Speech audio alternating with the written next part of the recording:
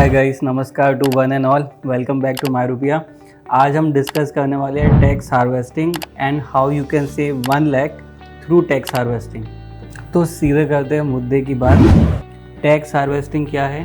Tax harvesting एक legal method है जिसके ज़रिए आप 1 लाख रुपए बचा सकते हैं हर साल अपने इक्विटी म्यूचुअल फंड इन्वेस्टमेंट पे और अपने इक्विटी स्टॉक्स में जो आपने इन्वेस्ट किया है उन पे। अब आप कैसे बचा सकते हैं वो हम बताएंगे इस वीडियो में।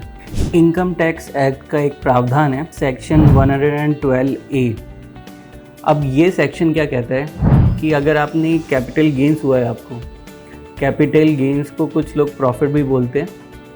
प्रॉफिट मैं आपको एक एग्जांपल के द्वारा समझाता हूँ। जैसे आपने मान लीजिए रिलायंस के शेयर खरीदे 4 लाख के 1 साल पहले, अब उनकी वैल्यू हो गई है 5 लाख और आपने उनको बेच दिया। जैसे ही आपने उनको बेचा, आपको एक टैक्स पे करना पड़ेगा, उसको बोलते हैं कैपिटल गेंस टैक्स। और जो 1 लाख रुपए का आपका मुनाफा हुआ उसको बोलते हैं कैपिटल गेंस, बट आम बोलचाल में काफ़ी लोग उसको मुनाफा प्रॉफिट बोलते हैं। अब 112A जो इनकम टैक्स एक्ट का प्रावधान है वो ये कहता है कि 1 लाख रुपए तक का आपका कैपिटल गेंस एग्जैम्प्ट है। कैपिटल गेंस एग्जैम्प्ट है का क्या मतलब हुआ? कैपिटल गेंस एग्जैम्प्ट है का ये मतलब हुआ कि अगर आपको एक फिनेंशियल ईयर में मार्च से लेके अप्रैल तक में 1 लाख रुपए का मुनाफा हुआ है अपने, चाहे आपको इक्विटी स्टॉक्स में हुआ हो, चाहे आपको इक्विटी म्यूचुअल फंड में हुआ हो, उस पर आपको कोई टैक्स देने की ज़रूरत नहीं है। ठीक है, तो ये हो गया सेक्शन 112A का प्रावधान। अब हम आते हैं कि अब टैक्स हार्वेस्टिंग क्या है और आप कैसे इसका प्रयोग कर सकते हैं। इसका प्रयोग करना बहुत सिंपल है। टैक्स हार्वेस्टिंग में आपको क्या करना होता है कि आपको हर साल मार्च में आप ये देखना होता है कितने आपके स्टॉक्स है और कितने आपके इक्विटी म्यूचुअल फंड्स हैं। इनमें कुल मिला के आपको 1 लाख रुपए तक का फ़ायदा हुआ है।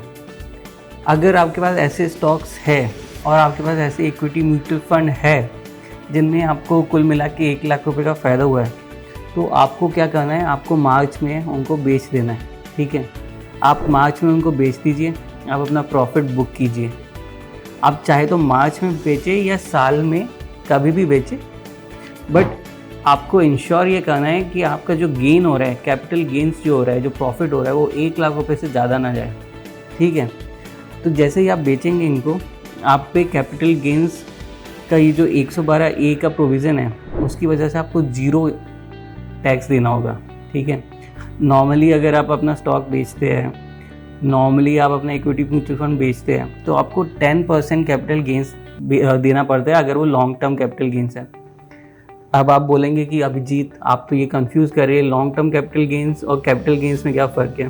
कैपिटल गेंस 2 तरीके के होते हैं, एक तो शॉर्ट टर्म और एक लॉन्ग टर्म। इक्विटी में लॉन्ग टर्म कैपिटल गेंस वो वाला कैपिटल गेंस होता है जब आपने कोई स्टॉक या म्यूचुअल फंड 12 महीने से ज़्यादा तक रखा है, उसके पश्चात अगर आप उसको बेचते हैं तो आपको जो प्रॉफिट हो रहा है या जो कैपिटल गेंस हो रहा है उस पर जो टैक्स लग रहा है उसको बोलेंगे हम लॉन्ग टर्म कैपिटल गेंस, और उस पर जो टैक्स लग रहा है उसको बोलेंगे हम long term capital gains tax. ठीक है, तो long term capital gains tax अभी भारत में 10% है on equity mutual fund and equity stocks. तो ये बात आपको क्लियर हो गई। सेक्शन 112A क्या है ये भी आपको क्लियर हो गया।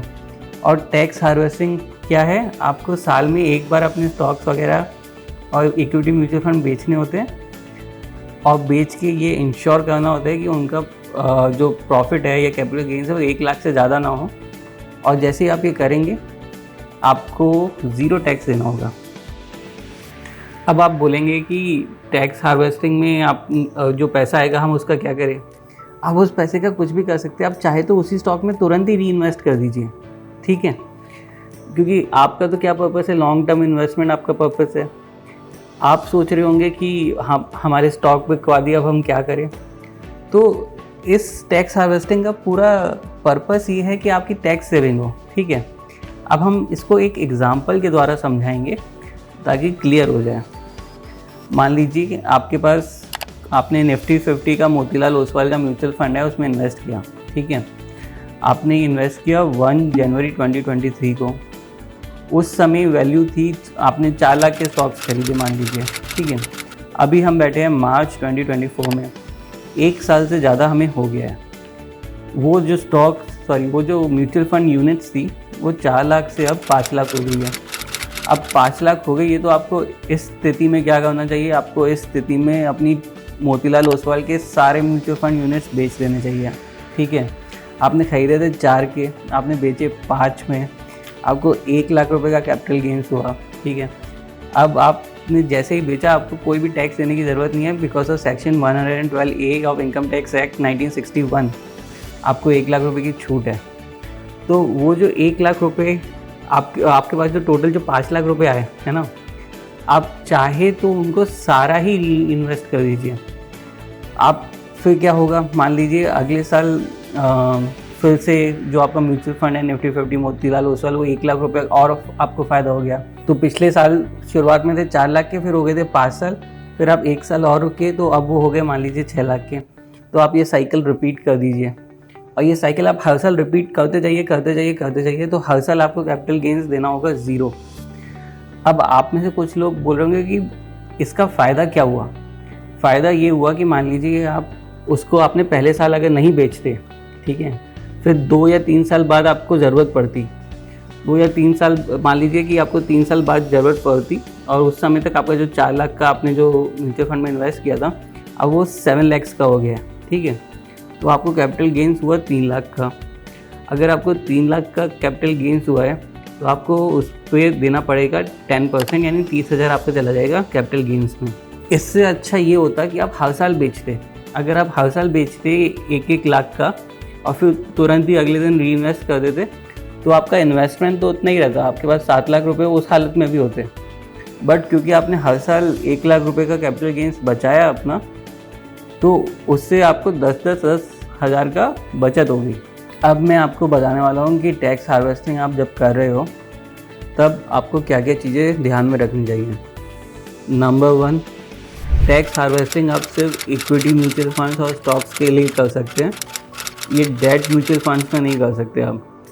तो अगर आपने इक्विटी म्यूचुअल फंड में इन्वेस्ट किया है तभी आप टैक्स हार्वेस्टिंग कर पाएंगे, या अगर आपने स्टॉक्स में किया है। अब आपको कैसे पता चलेगा आपका म्यूचुअल फंड इक्विटी है, डेट है?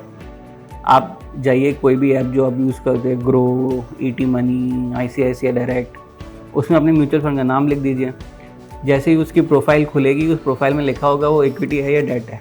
तो पहला चीज़ जो आपको दिमाग में रखनी है कि आपको देखना है कि आपके इक्विटी म्यूचुअल फंड्स और सिर्फ स्टॉक्स के लिए ये प्रावधान है, पहली बात तो वो।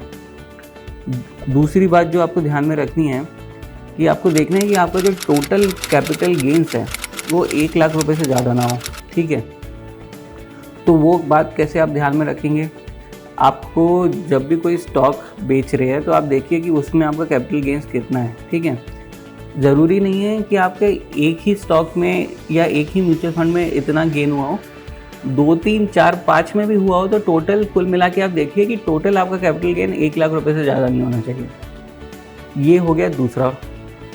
अब तीसरी बात बहुत इम्पॉर्टेंट है, आप जब ये सब कैलकुलेट कर रहे हो तो आप ध्यान में रखिए कि जो भी स्टॉक या म्यूचुअल फंड जो आप बेच रहे हो, आप प्लीज़ दिमाग में रखिएगा कि उसको कम से कम आपने 1 साल तक होल्ड किया हो, क्योंकि तभी वो लॉन्ग टर्म कैपिटल गेन्स में आएगा, और सिर्फ long term capital gains exempt है। चौथी बात, ये चीज़ आपको हर साल करनी है।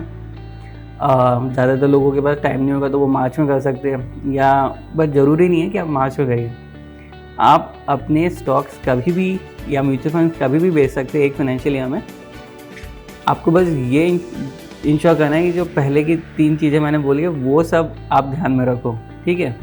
अगर आपका कोई भी सवाल है तो आप कमेंट्स में लिख सकते हैं, मैं सारे कमेंट्स को एड्रेस करूँगा। लास्ट में मैं यही कहना चाहूँगा कि मायरूपे एक छोटा सा स्टार्टअप है, हम इंस्टाग्राम और ट्विटर पे भी डेली कंटेंट डालते हैं। मैंने सारे लिंक्स दे रखे हैं। हमारी एक वेबसाइट भी है जहाँ हम फाइनेंशियल प्रोडक्ट्स कंपेयर करते हैं और उनके अनबायस्ड रिव्यू डालते हैं, जैसे क्रेडिट कार्ड। वो भी आप जाके चेक कीजिए, सारे लिंक वीडियो डिस्क्रिप्शन में हैं। Thank you.